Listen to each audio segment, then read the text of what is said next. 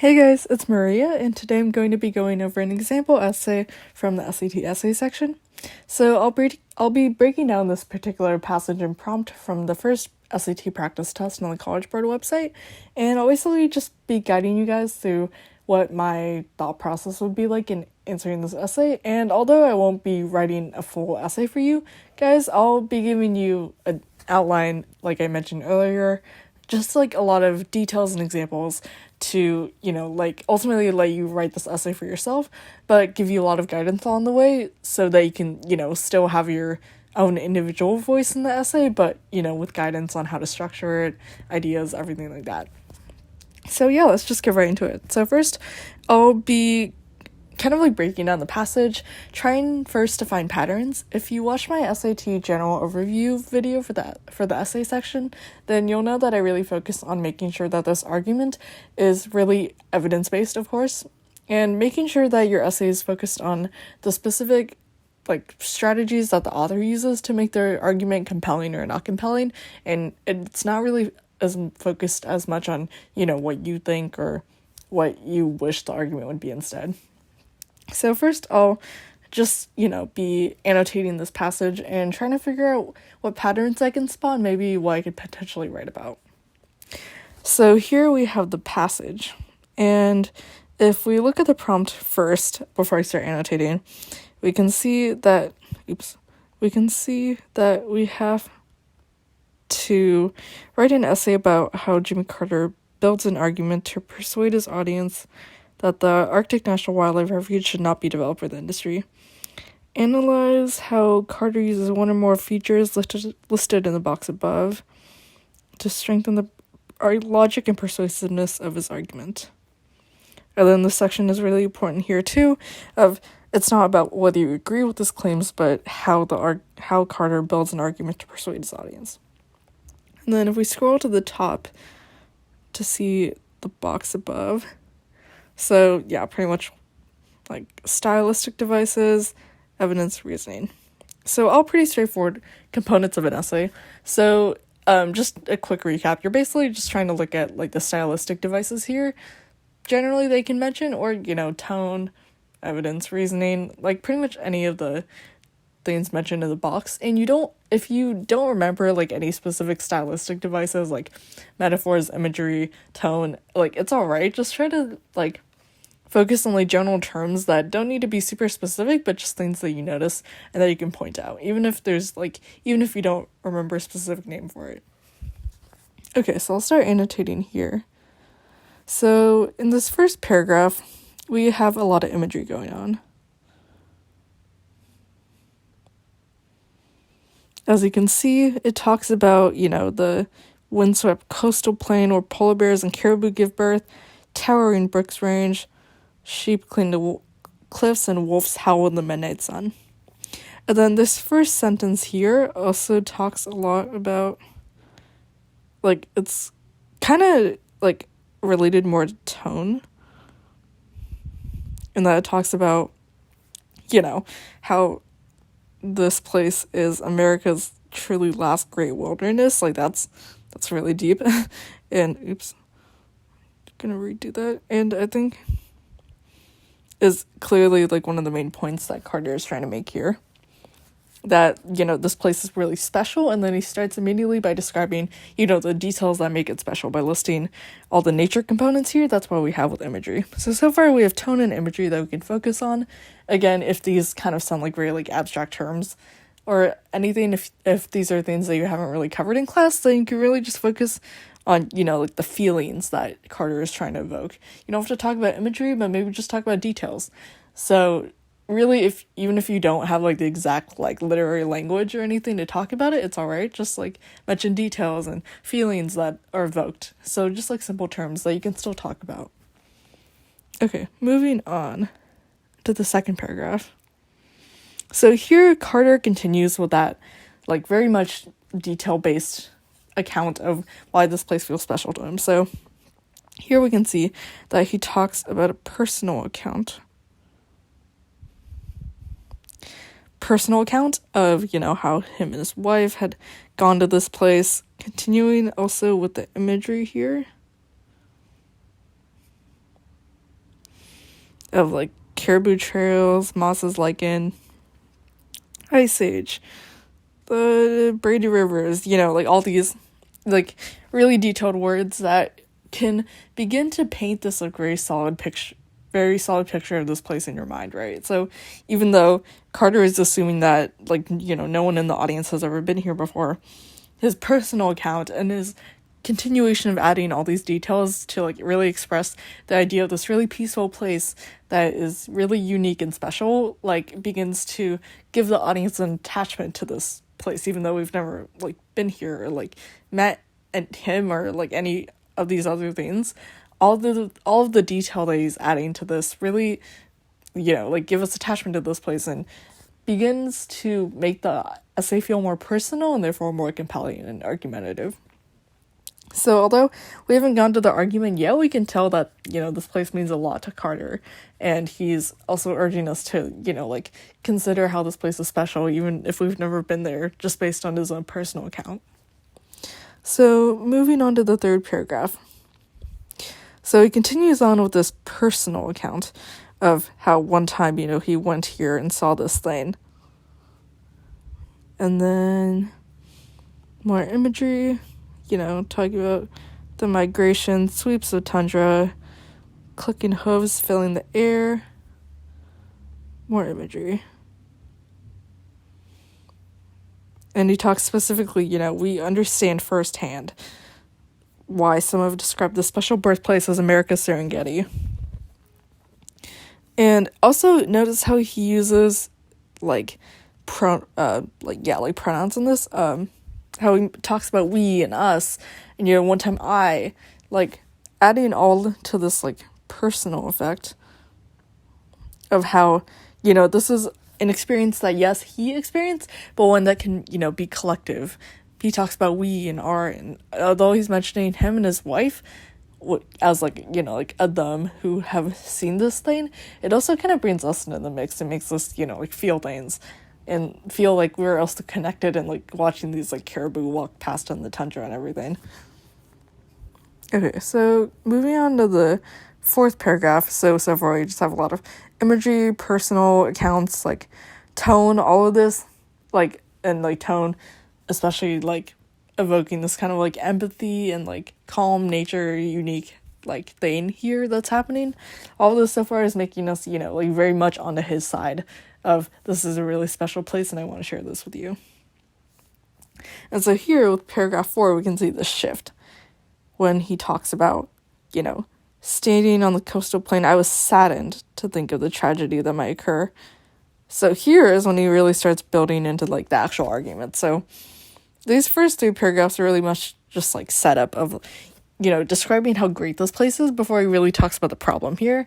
And so by giving us this really big setup of what he thinks of this place, we're already biased, we're already leaning towards his perspective because he has already narrated us through this great thing, and we don't want to lose that because he's already spent so much time talking about what this place means to him. And by not jumping into his argument right away, we can't really see the angle he's trying to take here, and so we're already leaning towards this side. Okay, and then paragraph 4, when we start to see the shift, and I'll just note that. Okay. And here his language changes too, so gonna mark that up. Oops, it disappeared. Okay, that's his language. We see his language change too, and also tone. When he talks about a wilderness consumed by webs of roads and pipelines, such proposed developments would forever destroy the wilderness. So here his language changes less from idyllic, very flowery, naturey language of look at the caribou roaming in the tundra and everything, to now it's this great wilderness being consumed. Pay special attention to the verbs he uses here of consumed and destroy. It's all very intense. The tone shifts from something really peaceful to now something very destructive and very against all this idyllic description that he was going with before. So we start to see the shift in argument here. Sorry if my like colors are not making sense at this point. Still trying to color code. Okay. And then next paragraph. Now he's giving some background on the issue here.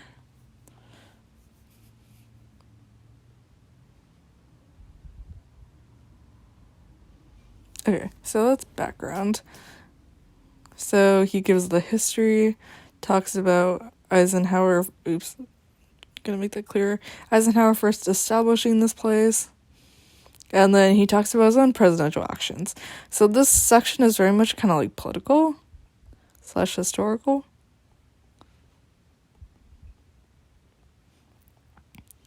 Where like I think it starts to bring in more logic into this section. So while in the first like 3 paragraphs he's very much all about like emotions, evoking like a lot of like warmth and empathy and like all this stuff, when he shifts more to like the argument section, he talks more about specific actions and like very like logical, political, like real applicable things that he has done and also other presidents have done. And so I think this is his way of broadening his audience of, in the beginning, if you're like a very like nature-y, emotional type of person and you read all these accounts of like caribou, hopping through the tundra or whatever, you might feel like a very like great emotional connection and like feel like very drawn to his argument. But like, if you're like less emotional and more like focused on logic-based arguments and like the idea of caribou jumping around isn't really that compelling to you, then he then turns to talking about, well, like, okay, if you don't care about the nature part, which is, like, understandable, then here are the things that we have passed. Like, here are the, like, conservation laws, as he mentions here, that, strictly forbid this type of, like, oil, like, drilling and rigging and everything like that. So even if you don't have a personal attachment to this place, at the very least, you should be upset because it's unlawful or something like that. Okay, and then here, he kind of, like, paints himself as, like, this outsider of, since I have left office, like, all these things have happened, and, it hasn't been my fault. I try to do my best, as he mentions right here. He's kind of, like, avoiding any blame here. He's like, I did this thing. I signed the Alaska National Interest Lands Conservation Act. It's like specifically created the Arctic National Wildlife Refuge. So he takes a lot of personal responsibility in like getting the refuge to this great place, to its existence and its like continued preservation. And then it's like, once I left, then all these bad things started happening. And, it's not my fault that all these bad things started happening, but like, he's kind of almost like creating like a victim mentality to himself, which is aiding his argument in making you also feel like a victim too, because you've even through the beginning of this passage you've been along with him in this journey of like, wow, like caribou, like nature, plants, all these things. And now with the shift in the passage, it's almost like very chronological of what he experienced of seeing all this great nature and then suddenly all this like oil and drilling and like these like terrible environmental destruction things happening. So like you're along with this journey as much as he is. If this sounds like super like abstract and connected to like a little too deep for an SAT passage analysis, it's easier to write an essay when you actually like feel attached to it. So even though it may feel kind of silly to like break down in a passage this much when it's like literally just on a standardized test and like, no offense, you probably don't even care about the caribou or anything, it's easier to write the essay when you try to like put yourself in the mind of like the person who wrote it and like really feel like passionate and like enthusiastic about the issues at play. Even if you're not, you can at least pretend you are, or at least admire the tactics and the strategies that they use to get there. So continuing on, we can see kind of like a victim thing happening, which is interesting. And, he talks about, like really marginalized, vulnerable groups like Native Americans, Alaska, and Canada. So continuing on with kind of the victim thing of, it's not just me who, created this place that has been hurt. It's also been really like marginalized people who, have basically had a really difficult time since like the like existence of mankind. And so he adds on to, the like multiple groups have been affected. It's not just me, it's like us, going back to the whole collective mentality.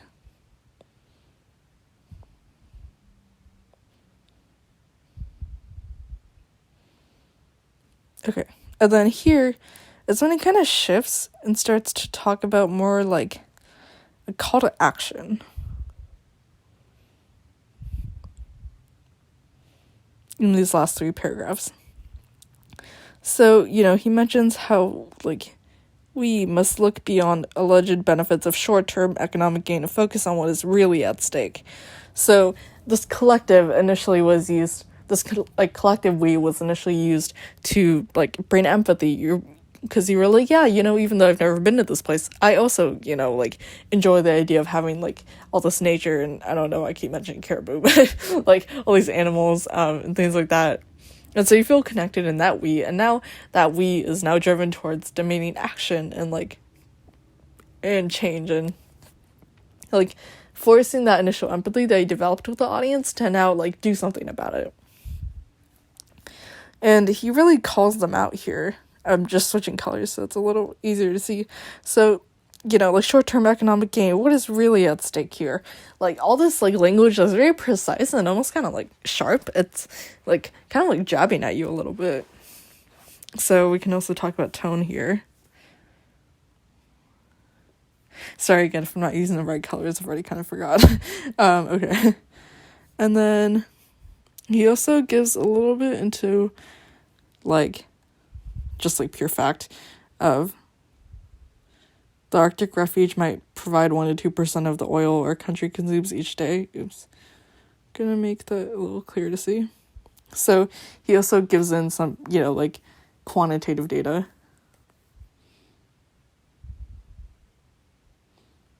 Into his argument of, okay, well, if you don't care much about the description, at the very least, like, listen to facts and, like numbers and, like, really logical things.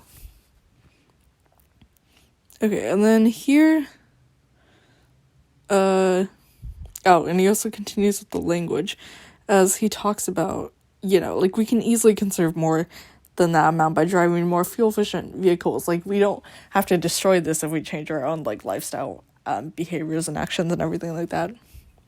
And, continue with language, instead of tearing open the heart of our greatest refuge, like, really personifying. I'm gonna write that here on the bottom for some room. He's really personifying the Arctic refuge as, this, like, place that you can, like, feel and experience, and almost, like, turning the refuge into, like, a person of, like, you don't want to, like, hurt them just because of things that you can do instead. Really kind of going with that, like, victim mentality and, like, spreading it to, like, the refuge, Jimmy Carter, like, Native Americans, like, all these groups and, like, places and things that would be affected by it. So you really feel like a collective burden is on you to, like, do something about it.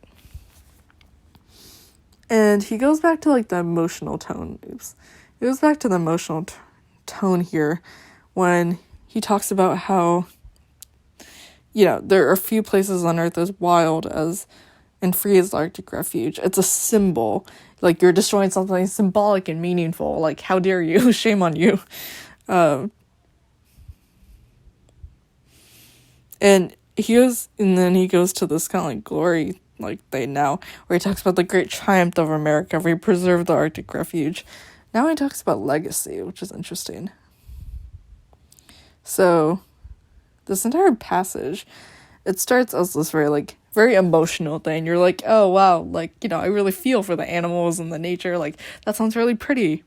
And then in the middle part of the passage, he talks about the problem of, like, look, like, oil and all these, like, short-term economic benefits are happening, and it's really sad. But, here's why, because, like, after I left office, this, like, all these things started happening. Like, I'm with you on this side. I, did my best to preserve this thing, and now it's being destroyed, so we gotta unite and fight against it. And then in the end, with this call to action, he's really talking about, like, yes, this is important to me and it should be important to you, but even more importantly than that, it should also be important to, like, your legacy, your future, like, generations after you, because if you don't do something about it, then, like, what's left for everyone after you, like, your kids, grandkids, all these, like, super deep metaphorical, like, things that really hit people, like, compel them to take some sort of action. So, with all that in mind, we can see that this essay is broken down kind of into 3 parts, and there's like a ton of devices that he uses. So the SAT picked a good passage really to talk about a lot of different components here. So, like part 1 of like context, I would say. Part 2, this middle part here, like kind of describing the passage, kind of describing the problem at stake here. And then the last section is talking about like the potential, the what's at stake section. And also interesting, like each section is like literally 3 paragraphs too, which is like very even. Okay, so here below I wrote out like kind of like a really basic outline just to get started. So if you're not really familiar with how this type of outline works, so basically the introduction, in this case with the SAT essay section, you only have 50 minutes to complete this. So I would say don't worry too much about like hook, hook, and like context, any of that. Like the person who reads your essay, this passage is only like 9 paragraphs. You don't really have to like summarize anything that's happening because it's really short and there's not a lot of time for you to write anyway. So I would say if you leave like a floating thesis, it's pretty, you're pretty good with that. So floating thesis. Oops. Oh no, italicized. Okay. Okay, yeah. So floating thesis is fine here. So you can really just, like, leave your argument here. Don't need to worry about hook or anything like that because there's not a ton of time to write, and you've probably already spent, like, about, like, maybe 10, 15 minutes reading, or even maybe less than that, maybe, like, 10. It's only 9 paragraphs. It's not too long.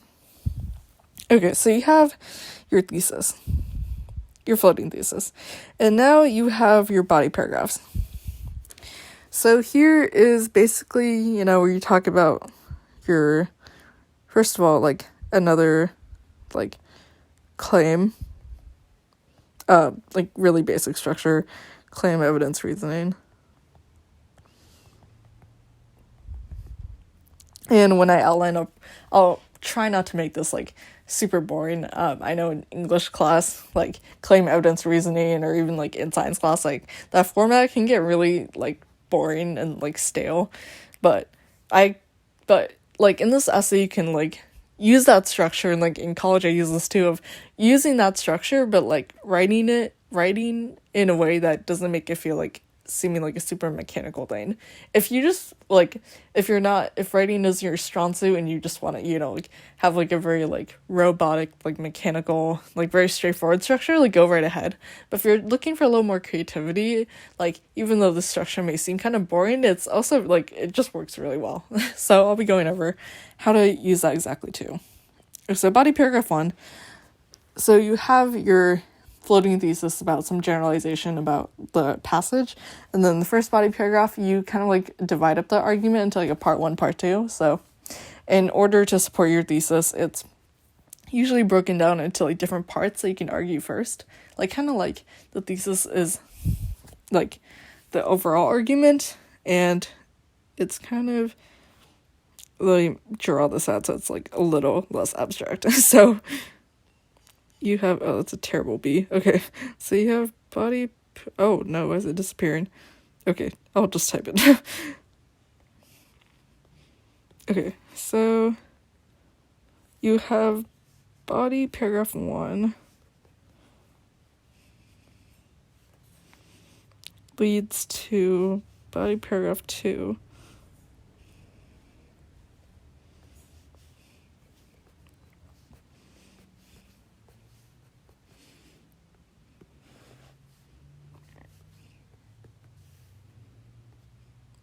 body paragraph. Okay, body paragraph 2.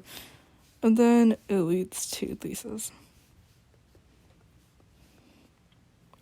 So basically, you're trying to have a complex in a thesis where you have at least kind of like a two-part argument of, okay, I can support this like mini claim, this mini thesis first, which is pretty easy to prove, and then using that, I can then jump to another conclusion, which is kind of like also another like baby thesis of like it's small enough that I can support it in a paragraph. I don't need to write like a whole essay about it. And then with both of these claims, or you could do a third one too, which is what I have here. But like, let's say you're like running out of time. So generally I tended to stick to like 2 body paragraphs. Maybe gave myself like a third option, but didn't want to rush anything. So let's just go with 2 for now. You have a mini like baby claim in the first body paragraph, moving on to another mini claim that is built off of that one, and finally culminating into the thesis. And so this can sound intimidating, but going back to the passage, it doesn't have to be too difficult. So, claim evidence reasoning here.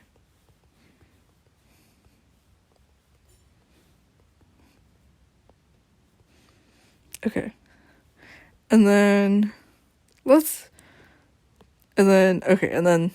third body paragraph / rebuttal. So like I mentioned earlier with this thing that I highlighted. So with this thing that I mentioned here, you could also include a third body paragraph if you want to make your argument like a little more complex, or if you feel like your thesis might need like one more paragraph to really describe what's happening. But like I mentioned, 15 minutes, not a ton of time in terms of like writing like a pretty like thought out essay. So if you can write a third paragraph, great. If not, don't worry about it. And then you can just focus on conclusion. But yeah, this would also follow the same structure, or you could try a different route and maybe you have like a 2-part thesis, like a 2-parter of like body paragraph 1, body paragraph 2, and you like have enough time to keep writing, but you don't want to like there's not really like a third component that you can really mention clearly. Then you can also do a rebuttal, which is also known as a counter argument. And what you're doing here is really just kind of taking like the counter approach of whatever you're arguing about, like why it's significant, and kind of like anticipate what your opponent might be saying. And by anticipating and like deflecting from that, it makes your whole argument stronger if you're able to if you're able to anticipate like what your like opponents would say. That proves that you really have developed a well thought out argument, and that it's basically as bulletproof as you can get. And then finally, the conclusion. So the structure for the body paragraph would be the same as the claim evidence reasoning as in the first 2, and then rebuttal and counter argument would be a little different, and I'll go over that later. And then finally, in the conclusion, you're really just wrapping things up so you can kind of like restate the thesis, like kind of like really important like argumentative points. Restate thesis, restate important reasoning. And maybe do potentially normally like call to action, but in the case of the SAT essay in which you're analyzing, like stylistic devices, there's not really call to action. So I would say just kind of like restate your thesis, restate important reasoning, and just wrap it off in like a very like final way. And I'll be going over all this later. Okay, cool. So with the thesis, you may be wondering of what shall we do with all this? So based on what I have here, and the prompt is asking me what Carter uses to develop this argument.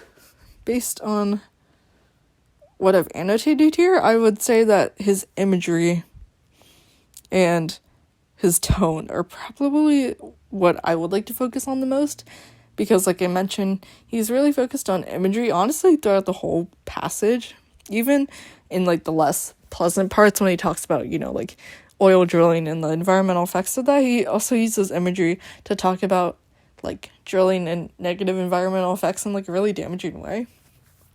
And then as for tone, that also marks really important shifts. So like what we talked about here between the shift of the first section and the second one, in which it gets more serious and grim for the Arctic refuge, and then like a final shift and the last section of like a call to action, not really optimism so much, kind of as like a grim like realism of let's be real here, if you don't support this refuge, like it's basically not going to last throughout the generations after you. So I think Carter employs tone and imagery very well, and so that's what I'll label my body paragraphs. Let's just make this one imagery. It doesn't really matter the order, I think, for these, so I'll just leave it like that. And so with all that, we now have to deal with the thesis, right? So if you're trying to come up with a thesis, it can be really intimidating to just drop like a really like big argument without thinking about how you would get there. So it's easier to kind of like plan out your body paragraphs almost first, and then like lead using that to develop into a thesis. Because your thesis should be grounded, right? You don't want to make this claim and then realize in your body paragraphs you have like nothing to talk about or really like talking about things that aren't really related to this like grand claim you're trying to make. So you really want to make sure that your thesis is grounded.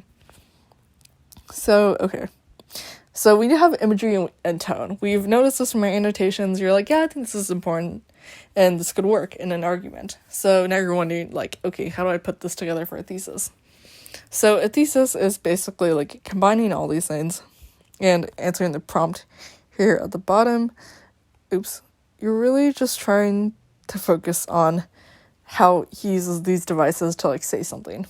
So here in this passage, we can clearly see that Carter is talking about like how important it is to like protect nature and like wildlife and all these things like that. That's clearly his claim here. And our job in this essay is to determine how he does that. So we've picked up imagery and tone, so that's how he does it. But then also kind of like why and like how that works. And really making this argument develop into kind of like a like an overview of like the things he uses, but in a way that adds to its significance, if that makes sense. So here we have imagery and tone. So in our floating thesis, we could talk about how Carter uses imagery and tone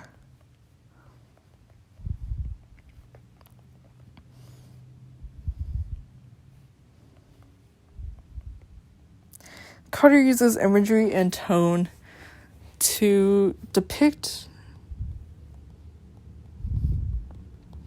the refuge as, to depict the refuge positively.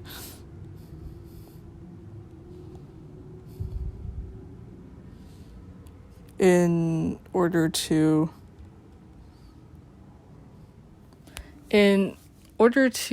like emphasize the personal stake for the reader, I think.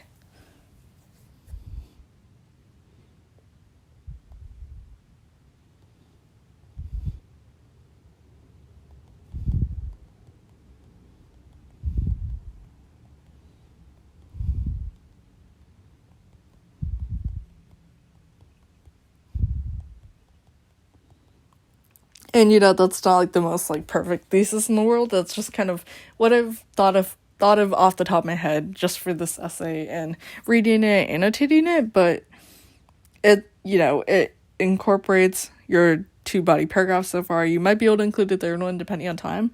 And it really just gets to the point of these devices that he uses here are important and contribute to his argument because it really overall includes the reader in using these devices more than if he hadn't used them at all. So that can be our overlying theme of like audience involvement and author incorporation of the audience into the argument using these like 2 devices that we picked out earlier. So okay, that's pretty much our thesis, something like that. Probably could have worded the language differently, but oh well, that's the main idea. Okay. So have some kind of like floating thesis like that. And now body paragraph 1. So we can first talk about how imagery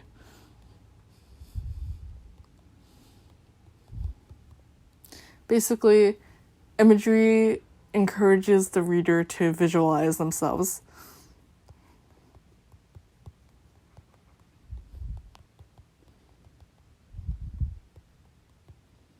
To visualize themselves in Carter's shoes. Or in Carter's place. To make it a little less metaphorically cheesy. Where's my apostrophe? Okay. Okay. Imagery encourages the reader to visualize themselves in Carter's place. Something like that. Again, kind of basic. Could have worded it better, but like it's the main idea. It's the main point. You will likely have a slightly more refined language argument thing than what I can come up with here on the spot. So then with our evidence, that's easy. We've already marked it out. So I'm not gonna type out quotes and stuff and everything here, but I can basically draw. Okay, I'll just draw it onto here. Let me choose a different color so it's not as crazy over here. So the imagery that stands out to me, I really like the third paragraph where he talks about okay, yeah, you can see it. Okay, I just basically just a little number 1 here. But I really like the third paragraph where he combines, the imagery of specific details he notices in the refuge with also a personal background. And so I'll basically just be describing the evidence and reasoning here instead of writing it out, otherwise it would take too long. So my evidence would be, okay, so here we see Carter talk about, one of the most unforgettable and humbling experiences of our lives occurred in the coastal plain. We witnessed the migration of tens of thousands of caribou and with their newborn calves. So, okay, that's our evidence. And with reasoning, we can talk about, okay, look, so first of all, this is a very descriptive scene, hundreds of caribou walking past with their calves, it's migration season, you can visualize it in your head, it's really evocative, you build a sensory attachment to the place, right, even before you've never even seen it, but the way Carter describes it in this very fond manner, all these details really make you feel attached to it. Coupling that with the personal aspect that includes in the imagery as well. So it's not just detailed, it's also the personal details that he has examined as he's been to this place. These are his own personal observations, which makes all these observations and details feel even more special, and so we feel even more attached to this place. So that's a main imagery point that we can make here. And given time constraints, I probably would just pick 1, maybe 2 pieces of evidence that you could talk about here, but I think that argument is already really strong of basically evidence of caribou personal observations. And then our reasoning is attachment. Kind of going back to the thesis. If in the paragraphs you're not conscious of writing relative to the thesis the whole time, try to make sure that you do, because you want to make sure that these paragraphs don't turn into mini tangent essay arguments, but ultimately always lead back to the thesis somehow. And so our idea of attachment, personal stake, and audience involvement, that all goes back to our thesis and really connects our essay together. Okay, and then that's just one basic piece of a paragraph, basic evidence, everything. You could certainly add more, but just for simplicity's sake, I'm just doing 1 piece of evidence, 1 piece of reasoning. Okay, and then tone. So then claim something tone also encourages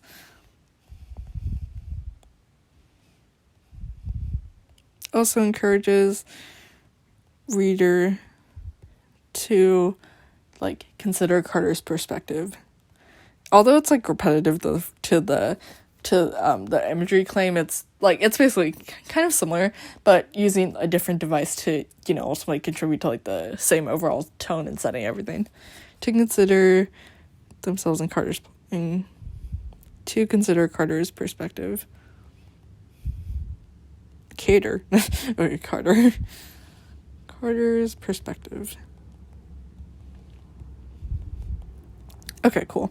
So basically similar to the imagery paragraph, but now we're just swapping devices to really re-emphasize our point and demonstrate to the audience that it's not just one fluke single thing that happened, but that it's a pattern that he develops and is conscious of while writing. So, evidence. So, one thing that I really liked with tone is I'm going to choose a different section of the passage just for some, variety in the argument here. I really like how he talks about tone here in this, final section here, where he talks about legacy. So, my evidence here would be how he talks about we must look beyond the alleged benefits of a short-term economic gain and focus on what is really at stake. It will be a grand triumph for America if we can preserve the Arctic refuge in its true untrammeled state. To leave this extraordinary land alone would be the greatest gift we could pass on to future generations. So, although the tone is pretty serious most of the time, in this passage, of course, he does it is serious. He's talking about this place he really cares about in a serious manner, and he talks about its grave effects too in a serious manner. But in the first half of the passage, it's it's a little more optimistic and hopeful and reminiscent, empathetic, all these different synonyms of this really this place that he really enjoys. And so this tone that he picks up in the last section of the passage of almost being grim, of there's really stressing the importance and urgency here of this is now seemingly exaggeratedly one of the greatest choices we can make in our lifetimes to ensure that what we have now can be passed on to future generations.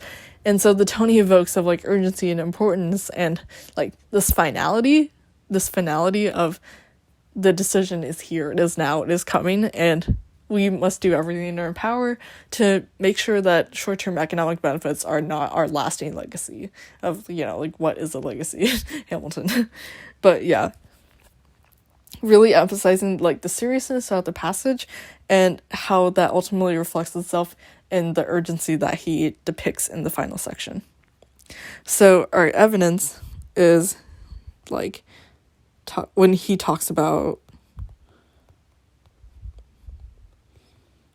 legacy and importance. And our reasoning, similar along those lines of basically urging audience on with really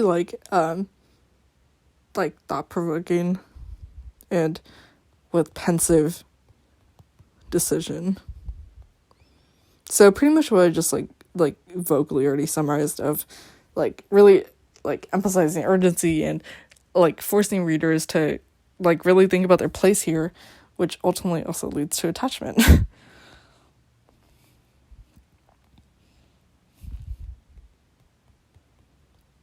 Okay, cool. Because, the audience having to consider that decision also makes them included in the argument, which makes them, feel they have to do something about it and feel very involved in it.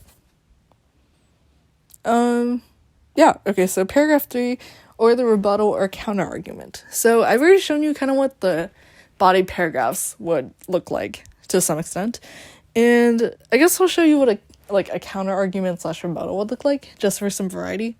So I feel like this argument is pretty strong, but I could see a counter argument of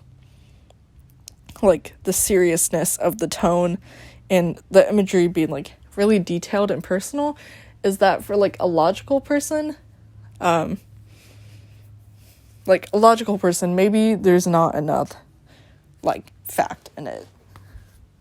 So the counter argument is not enough fact, because imagery and a really serious kind of honestly emotional tone to it maybe is not that impressive to some people. They wish Carter would present slightly more facts, and he does in the middle section when he talks about the Conservation Act and everything. But for the most part, the strength of his argument is really based on emotion and attachment. So maybe you're arguing okay, but all this emotion doesn't really do anything for me. Yeah, it's kind of sad, but I ultimately never committed to this issue. So then your counter argument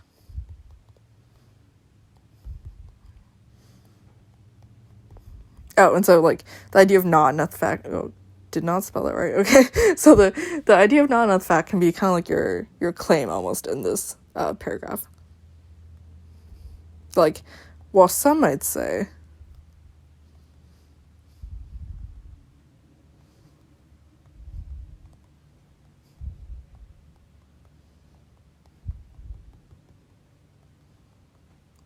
okay, ignore that wild capitalization there.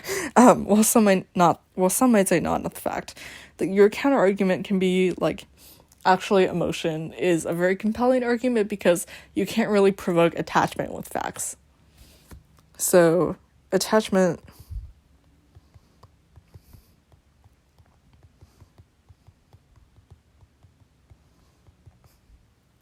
So basically your counter argument is that yes, this like piece is really emotional and like Carter is really trying to take like an emotional like direction and stance on this. And some like people might be like, well, that's not very like supportive to like logic and fact and like all these very reasonable things. But you can be like, well, actually, like fact ultimately doesn't really make you committed to a place. It's like details and imagery and like empathy and emotion and all these different things that make people attached and make people really passionate about fighting for things. And like although the facts do win some people over, it's ultimately not why people are really passionate about things. So that can kind of be your counter argument, I guess, of emotion does have its place and attachment is really essential into building audience cooperation into your argument. And so cool conclusion. So we reached the end. Maybe you might have skipped the third paragraph out of time. It's all good. But you reached the conclusion, and now you're really trying to hammer in your point about why, like attachment and all the like imagery and tone and everything are important. So first you can you can kind of like combine it. So far you've kind of separately talked about imagery and tone relative to attachment, but now you can kind of bring it in all together of both imagery and tone.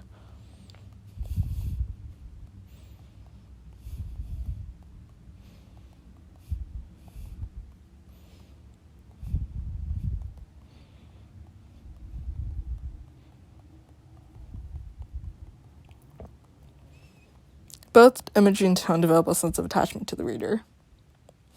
And then, so that it's kind of like a brief, like, callback to the thesis there and then you can state the different ways that it does so. So, for example, maybe, like, imagery really adds a lot of, like, attachment for the audience through just making it like a very visceral, like visualized piece. Like you can really see the different components of the place and feel like you're attached to it because it feels like a very real place to you.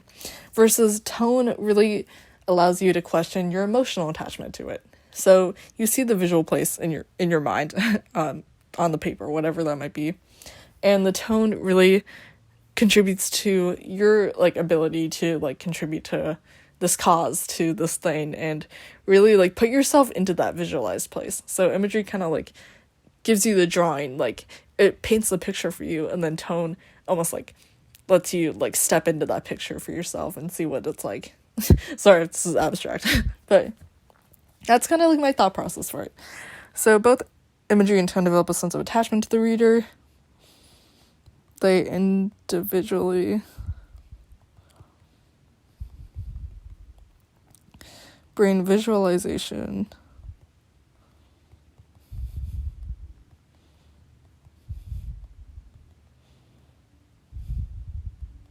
and audience placement. Oh, and audience placement. Sorry if my typing is slow. And audience placement into like the place Carter is trying to evoke. Could be stated in like a little more eloquently, but like you get the main idea. Basically, that each of these separate components do their jobs, but tied together they really make a strong emotional piece, and therefore Carter's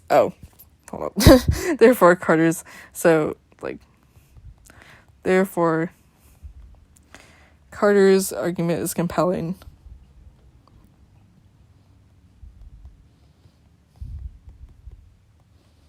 compelling because he does these things.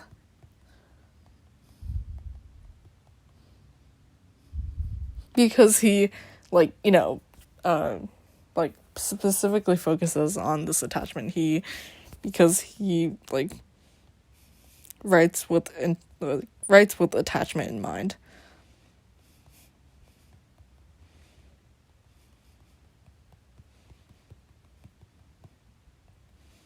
Persuasion. So yeah, that's pretty much it. Sorry if that was abstract. I tried to like give you like a straightforward guide, but basically like floating thesis, both body paragraphs, or maybe all three body paragraphs, should really be tied into should really be individual components that can also add up and ultimately lead to a thesis. So make sure that you don't just like write a thesis and don't at least have some kind of mental breakdown of how you would split those into paragraphs. Because if you just kind of shoot for like a super like abstract complicated thesis and you have no idea how you really got there, then the audience definitely doesn't know how to get there either. So really make this about like you really guiding the audience into a really like well-written essay that explains your thoughts really clearly and lets them like kind of like jump along, like go along the path in a way that is as logical for you as it is for them. And the counter arguments can be really nice if you don't really have a third component and you just kind of want to re-solidify your argument by like telling your audience like, hey, look, I really also looked at the counter argument here too.